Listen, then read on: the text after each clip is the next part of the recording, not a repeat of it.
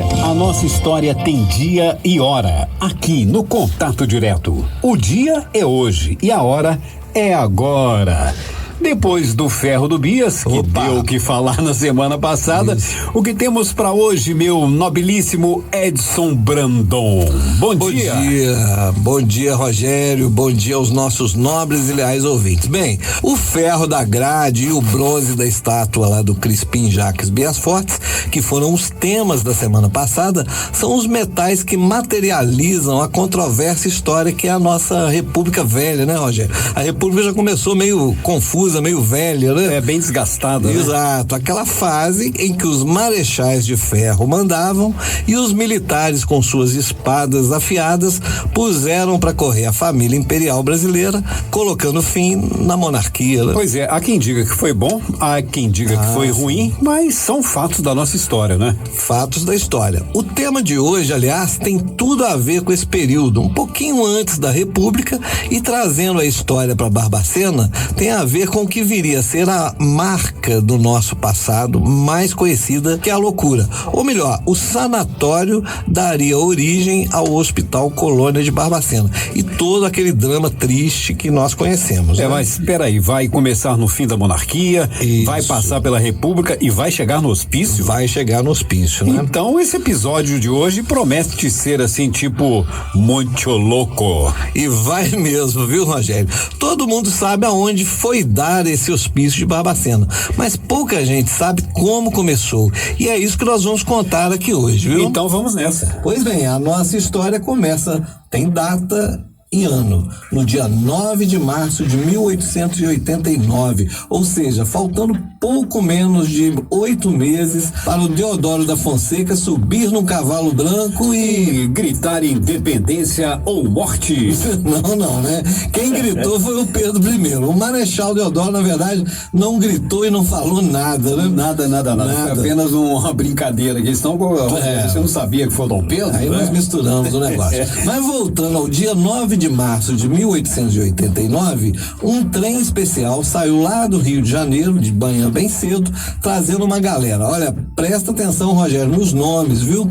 Júlio de Moura, Silva Araújo, Vieira de Melo, Lima Duarte, que não é o ator, o comendador José Gomes Brandão, dentre outros próceres do Império. Conhece algum deles aí, Rogério? Olha, se esse Lima Duarte aí não é o senhorzinho Malta, então não conheço ninguém, não. Pois é, eu também não, viu? Mas basta que a gente saiba que essa turma era composta por grandes autoridades daquela época, né?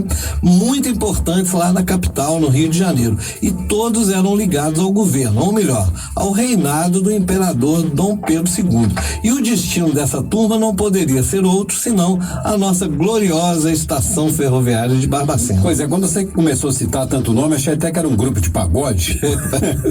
Mas, Edson, o que traria essas grandes figuras para essas quebradas aqui da Mantiqueira? Alguma solenidade, alguma inauguração? Não, exato, era uma inauguração. O trem que havia saído do Rio de Janeiro chegou a Barbacena às 3:30 da tarde. E na estação, que não é esta que a gente conhece hoje, era uma mais antiga, diversas autoridades municipais esperavam os convidados. E é igualzinho hoje, já viu quando o cantor sertanejo chega no aeroporto ali na... Já vi, é aquela loucura, né? Exato. Só tietagem, né?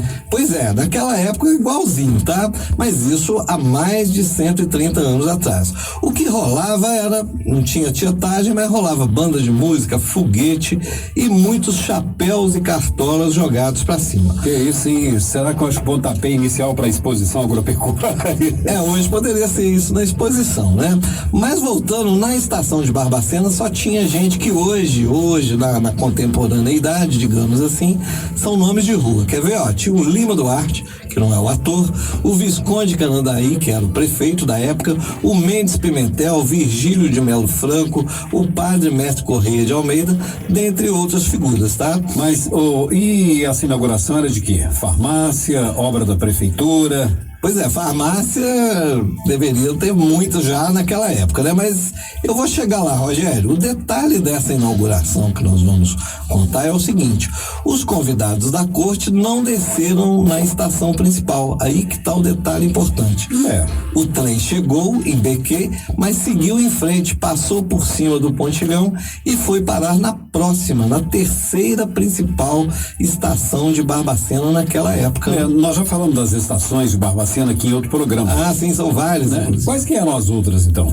Eu não vou lembrar de todas, mas as que ficavam dentro da sede era Sítio, que hoje é Antônio Carlos, a maior ali na Praça Adriano de Oliveira, que é a que a gente conhece, e uma pequena estação ali no atual pátio da Roussim, ali perto do Pontilhão. Essa, né? Se a gente não estiver enganado, foi demolida, me parece que nos anos de 1980, alguma coisa assim. Isso mesmo, mas a partir daquele 9 de março de 1889, esse é um detalhe importante, aquela seria a parada de trem talvez mais VIP de Barbacena, pois a grande novidade da cidade estava ali, além da inauguração atrair a turma importante do Rio. Só faltou o imperador nessa parada aí, viu, Rogério? É o que o pessoal deve estar perguntando, né? Era o quê? Um hotel, uma pousada, era um hospital? Calma que eu vou chegar lá. Essa história vale a pena a gente prolongar um pouquinho. Eu vou contar um pouco da inauguração. A inauguração desse empreendimento chique, digamos assim, pois era particular, não era obra de governo, começou às 5 da tarde com a bênção do vigário e outros padres lá, como o padre mestre, né, Correia de Almeida, e o Monsenhor José Augusto. Outro nome de rua. Pois é, aí o que acontece? O padre mestre, poeta, latinista, uma figura ilustre da intelectualidade barbacena, acabou lendo um poema lá, fez a bênção dele também, mas o evento continuou, Rogério. Então o evento foi bem VIP mesmo, né? Foi, mas tem mais. Pontualmente às 6 horas da tarde foi servido um laudo jantar para 200 convidados. Vinhos finos, louça inglesa, talheres de prata, finas iguarias feitas por um grande chefe francês. Que pena que a gente perdeu essa festa. O Conde D estava nessa festa? Não, ele veio depois, eu vou te contar por que ele veio. Não, mas então peraí, agora vamos falar de outra coisa. Jantar às 6 horas da tarde? Pois é, naquele tempo os horários eram um pouco diferentes de hoje, né? O almoço geralmente saía ali pelas 9 horas da manhã e por isso ninguém estranharia se você marcasse um jantar para 6 da tarde. E foi o que aconteceu, viu, Rogério? O café da manhã era às 3 da madrugada? É por aí, né? O que, Edson? Um jantar às 6 da tarde, foi um jantar chique para a inauguração de um lugar chique aqui em Barbacena, né? Com a presença de pessoas importantes daqui, da corte, chefe francês, vinhos caros, né? Mas você ainda não falou o que eles inauguraram até agora. Pois é, calma que eu vou chegar lá. Nessa festa, o imperador não veio, mas veio um cara que tempos depois viraria presidente da República e passaria de novo por Barbacena. Lembra do Hermes da Fonseca? Agora tá clareando. Sim, nós falamos dele, ele disputou, ganhou a eleição contra o Rui Barbosa. Foi isso. Uns 2, 3 programas atrás. O pessoal ainda deve estar com isso aí na memória ainda. Pois é, ele estava nessa festança aqui em Bequê City, né? E nem imaginava que 20 anos depois, Rogério, desse regabofe, dessa coisa toda, ele viraria o presidente do Brasil, né? Mas e que regabofe, hein? Pois é, eu acho que a única coisa que ele já sabia, né? Era o seguinte, que pouco tempo depois nós não teríamos mais imperador, nem princesa Isabel, nem ninguém, pois o Hermes da Fonseca, assim como a maioria da turma nessa festa, já estava nos braços da República. Não queriam mais saber de rei, de rainha, eles queriam ser presidentes da República. É isso mesmo, pelo que você falou, em novembro daquele mesmo ano, o Deodoro da Fonseca queria proclamar a República, né? Pois é, mas voltando para essa festa, vamos insistir um pouco aqui na festa, além do comendador Lima Duarte, que era a maior autoridade aqui de Barbacena presente, os 3 anfitriões estavam radiantes lá, né? Estavam inaugurando o que seria o melhor estabelecimento de hospedagem de Minas Gerais, para os padrões da época, é claro. E assim eu respondo a sua pergunta, pois esta era a festa de inauguração do Sanatório de Barbacena. Sim, o Sanatório de Barbacena, mas seria ele um hospício, um hospital para tuberculosos? O que era o sanatório, afinal de contas? Pois é, um sanatório tinha-se uma definição um pouco diferente do que a gente entende hoje, né? Mas naquela época, segundo seus idealizadores, seria ao mesmo tempo um hotel de luxo, uma clínica para pessoas com doenças nervosas, que era como se falava antigamente, um local de veraneio, ou seja, um spa de luxo para pessoas ricas. Por isso tinha até uma estação ferroviária só para ele, que era a estação do sanatório, né? Rapaz, e os caras que bolaram isso tudo eram de Barbacena, de famílias tradicionais? Pois é, Rogério, aí é que tá. Eram 2 médicos e um capitalista, como se dizia antigamente. Na verdade, um investidor. Todos eram de fora, mas perceberam que o clima de Barbacena era favorável, ou melhor, seria um ótimo negócio. Vale lembrar que Petrópolis, Campos do Jordão, Poços de Caldas ainda não tinham a fama que tem hoje, né? Como essas cidades serranas aí que a gente conhece. Mas na época falava-se que Barbacena é que era a melhor cidade para isso e acreditavam, inclusive, Rogério, que seria a cidade com maior altitude em Minas Gerais, o que de fato não é verdade. E sempre passou isso, né? Bom, então daí para frente os doutores resolveram investir em um sanatório de luxo. Exato, e investiram com força, viu, Rogério? Primeiro vamos saber os nomes deles, né? Eram os doutores João Augusto Rodrigues Caldas, Joaquim Gonçalves Ramos, que eram médicos, e o comendador Francisco Ferreira de Assis. Que era o cara da grana. Ah, isso aí, né? Dizem que era, e era mesmo, viu? Pois o tal sanatório, olha esse dado aqui, o sanatório chique de Barbacena, tinha 4 prédios enormes, 26 suítes, 19 vagas em chalés para pessoas com doenças contagiosas e só o prédio principal tinha uma torre de 20 metros de altura, tipo aquela que tem ali na escola agrícola, só que a torre, na verdade, abrigava uma enorme caixa d'água para abastecer de água quente todo o complexo que tinha ainda pátios, jardins, salões de festa. Então o negócio era chique com força, viu? Eu queria passar nesse sanatório, né? Deve ter custado uma nota. E custou, viu? Pelas informações da época, o investimento foi de 100 contos de réis, o que, segundo a inteligência artificial hoje, fez umas contas aí na internet, e nós chegaríamos aí a um valor hoje atualizado de 12 milhões e 300 mil reais. É muita grana, brincadeira. Isso tudo em Barbacena há 130 anos atrás. Incrível, né? Era um negócio assim tão rentável que a empresa do sanatório abriu logo depois para acionistas e em pouco tempo já estava reunindo um capital de 300 contos de réis, ou seja, quase 37 milhões de reais se fosse dinheiro de hoje.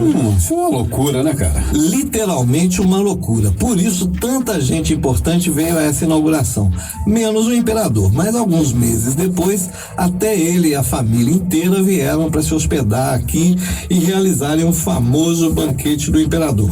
Porém, pronto, já veio o porém. E depois do porém, a gente já sabe que vem encrenca nessa história, né?